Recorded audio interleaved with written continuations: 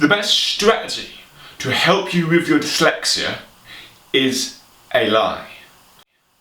The reason why I say this and the reason why it's so true is because I have had the best strategies to help me deal with my dyslexia, the best strategies, the best educated people to sit down with me one-to-one for about 8 years of my life and help me with my English and yet improve millimeters each year.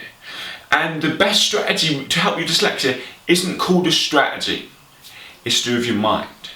It's to do with your mindset, because with learning something, there's 3 elements of learning something. There's 3 steps, there's three elements they have to work on, that have to be working together for you to maximize your learning. Because if you don't have them, if one of them's not working good, or if one of them's really, really bad, or you haven't worked on them, you won't learn, or your learning will be massively limited. And there's 3 pillars, if you will, of learning, and they have to be there, strong and standing for you to be able to access your full power of your brain and be able to access the full power of what you're doing. Because let's be honest, if you're dyslexic, and especially if you're as severe as I am, reading and writing is very, very challenging. No matter what strategy it is hard. But where I'm at stage right now, and hopefully the reason why you're watching this video is where you're at stage right now, is where you're not willing to wait another day. You're not willing to settle. You're not willing to wait for you to be able to better your English. You want to find out strategies right here, right now. And I'm happy you landed on this video, wherever you found it.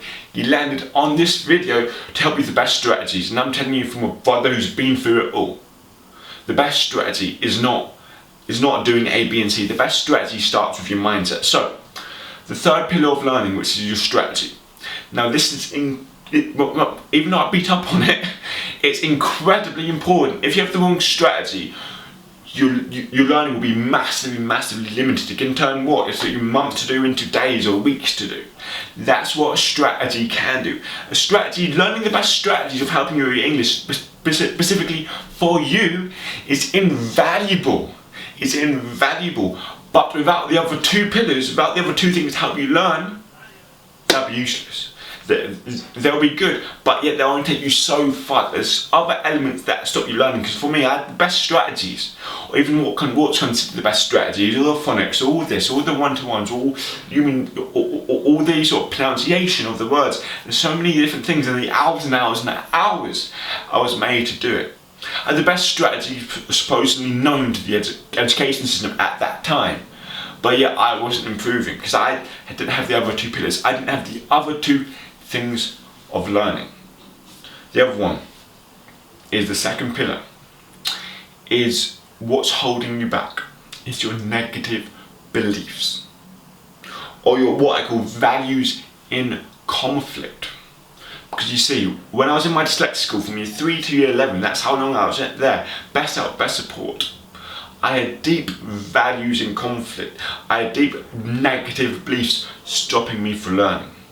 My negative beliefs was I don't care. My negative beliefs was I can't do it. I'll give it my best shot, but I can't do it. I'm not meant to do this. I'm not meant to read and write. My negative beliefs was I don't care, and I'm not meant to do it.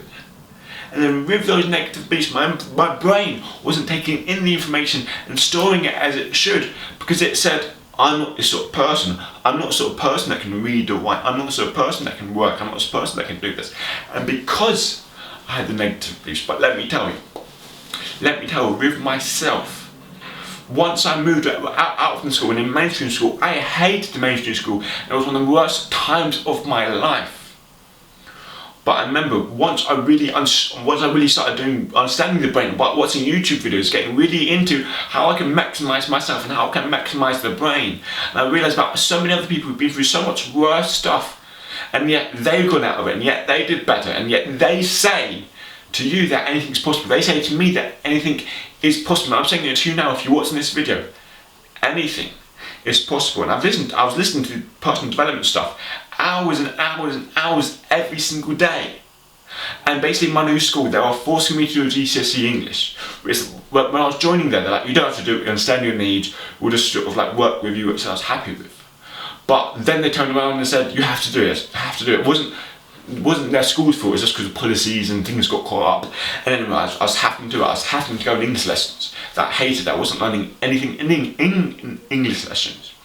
And I didn't go most of the time. And I remember this one time, I was chatting to one of the Englishes, the head of English, and I was just sort of saying how I don't want to be in there, how I think it's pointless, how I think I've had the best help, best support for 8 years, and if they couldn't help me improve, how the hell could you help me improve? That's the excuses, that was the negative beliefs that I had in my head.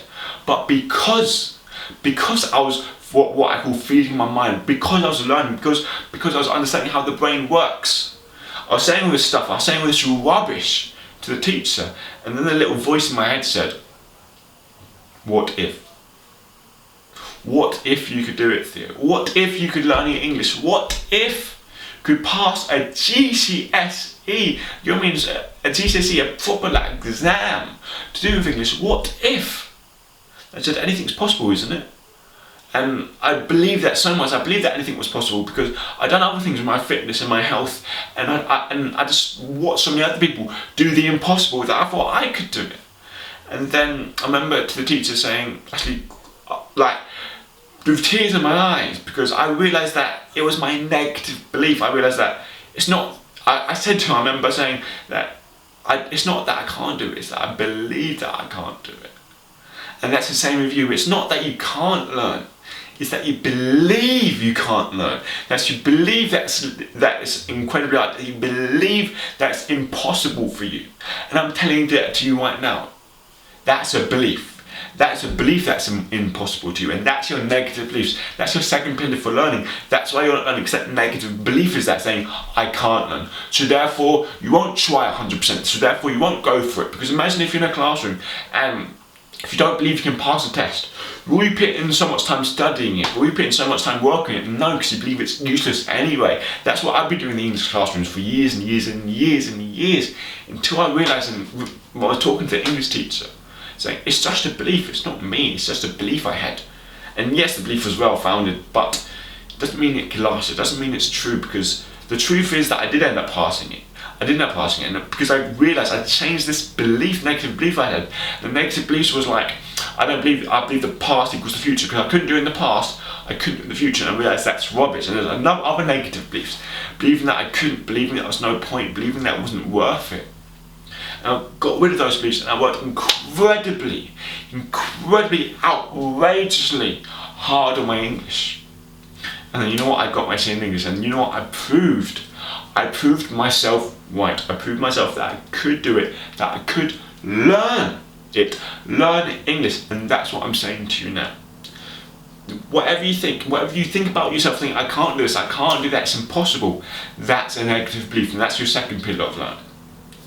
But I wouldn't have made such massive progress, because in 1 year, having little to no help, or my English, I improved my English 500% in that 1 year. 5 times more in 1 year with little to no help compared to 8 years having the best help in the world. That is incredible. And I did that because I got rid of my negative beliefs, and I didn't have the best strategies, didn't have the best one-to-ones, but yet I learned what I was using around. I learned that, and I was working incredibly hard, because my strategies at that point, well, I had a little notebook that I called my Dyslexia notebooks. I thought it was funny, and I spent hours and hours and hours on trains, on buses every day, writing words that I couldn't spell over and over and over again. I was going to school early, I was leaving school late, and all these sort of things to work on my English. And that was my strategy. My strategy was work.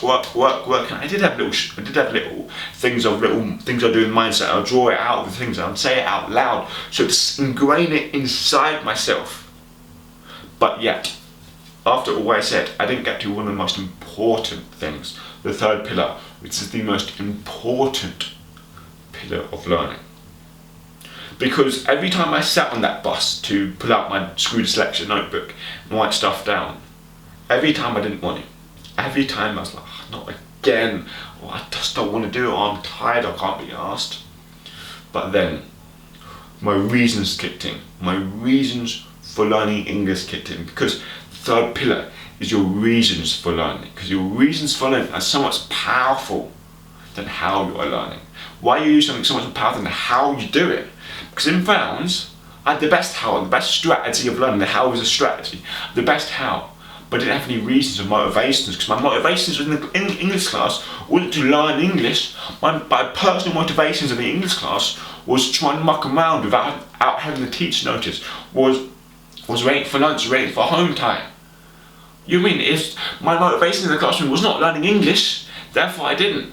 But I remember checking the English teacher, all my reasons changed. My reasons changed because I realised I want to do this because I wanted to prove to myself that I could do it. I wanted to do this because I knew it was possible, because I wanted to prove to everyone else who's dyslexic and everyone else who knows me, that I will not let this thing called dyslexia stop me. And then I improved it, and then I improved it massively. Because every time I sit in that bus and wanted to pull out my notebook, I thought of those reasons. I thought of those reasons for learning English, about I want to prove to myself, I want to prove to everyone else that I could do it. Because I had internal motivations and also motivations for other people, for my family, for my friends, for my future, for everyone else who's dyslexic in the world. And that's what made me pull out my notebook. That's what made me work in it hours and hours and hours each day. And that's what made me today learn 20 new words each day. That's what made me today read an hour of a book. It's the standard of learning English book, like really basic, but I'm learning it now. The reasons why I'm doing it now is very similar to back then, but now I'm moving it to the next level. Now I've got new motivations. Was I wanted to read and write at college level, so I can help someone one-to-one with English in a college or a sixth form. And also I want to be able to enjoy a non-fiction book. And I enjoy a fiction book that I think's in you mean it's a massive idea. I want to be able to enjoy it, read it for pleasure, not because I have to, not because I want to improve my English. So the 3 pillars, you know the 3 pillars. 3 pillars of learning. What are they? Try and think of it in your head. They are your strategy. Your strategy is incredibly important. And the strategy I used was work. Work incredibly hard. If you want to find strategy, to do it on the internet or find it on YouTube. It's incredibly easy to find a strategy, but do it. Find something that works for you and put massive amount of work ethic into it. Massive amount of work, and then you'll improve. And also test. Keep on testing yourself consistently. That's the first thing. Second thing, the second pillar of learning. Get rid of your negative beliefs. Get rid of your values and confidence, the reasons why you think you can't, the reason why you think someone's holding you back. And you do that by researching the brain, you do it by understanding how the brain works. I could probably do another video of that, but you do it by working on yourself incredibly much and identifying them and getting rid of them. By having reasons why they don't make sense, or by getting rid of them, by having so much pain to believe them. There's so many different strategies you can use to get rid of negative beliefs, but pounding the negative beliefs into the ground and working them day after day after day after day. And number 3 is getting incredibly empoweringly strong reasons to learn English. Getting incredibly empowering strong reasons to learn English, then it would be incredible. And then your learning would take off. Because it's not, listen very, very carefully about what I'm telling you. It's not what you have. I had the best help in the world, but yeah, I didn't improve. It's not what you have. It's what you do with what you have that counts. It's an incredibly simple saying, but it's what you do with what you have that counts. Because in this day and age, we have the access to the internet. We can find out anything like that in 2 seconds in our pocket. Find the best strategy, the best book, the best this, the best role model. But yet we don't do it because we haven't found that strategy, because we don't want to. Listen, do this, guys. Let me know how it goes in the comments, or follow me on other social media. Now I'm telling you, take the next step. Take the next step in learning this. This is just the tip of the iceberg. Watch some other videos. But I'm saying, if you want the best strategy learning that encompasses all this, and that helps you get rid of your negative beliefs, identify and get rid of them, helps you create message strong enough reasons, and gives you the best strategy for learning. I also tell you my story personally. My book, Conquering Dyslexia, by me, but Conquering Dyslexia, tells you my own personal stories and 12 steps of how to do it. It's out on audio, or will be out on audio, and it's out on Amazon. I would recommend, if you find it hard to read, get the audiobook, because that's what helps me most. Get the audiobook, and also get the hard copy just to learn as well. Okay guys, I'll see you again. Catch you later.